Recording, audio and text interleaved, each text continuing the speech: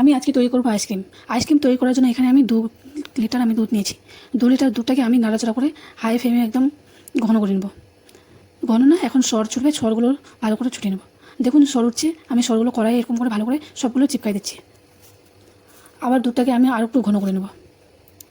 একটু ঘন হয়ে গেছে, আর একটু আমি এখন সরগুলো যেগুলো কড়াই লাগিয়েছিলাম ওগুলোকে চেঁচে একদম দুধের সাথে মিক্স করে আরও 20 মিনিটের মতন জাল দিয়ে দেবো। নাড়াচাড়া করে জাল দিতে হবে, নাহলে দুধটা লেগে যেতে পারে। দেখুন একটু ঘন হয়ে গেছে, আর একটু ঘন করে নেব।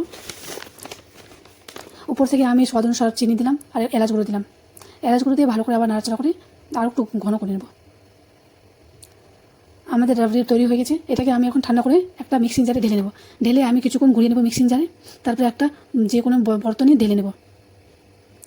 ঢেলে নেওয়া হয়ে গেছে। এখন ফয়েল পেপার দিয়ে আমি এটাকে কভার করে দেবো। আর ডিপ ফ্রিজে আমি এটাকে ঠান্ডা একদম জমতে রেখে দেবো 12 ঘন্টার জন্য। এখানে আমি কিছুটা ড্রাই ফ্রুট কেটে নিচ্ছি। এখন আমি কিছুটা এখানে চাঁদের বাটি নিয়েছি, আপনারা যে কোনো বাটিতে নিতে পারেন। আমাদের আইসক্রিমটা জমে গেছে, আমি 1 চামচ করে আইসক্রিম বাটিতে দিয়ে দেবো। আর উপর থেকে আমি ড্রাই ফ্রুট দিয়ে একদম গার্নিশিং করে দেবো।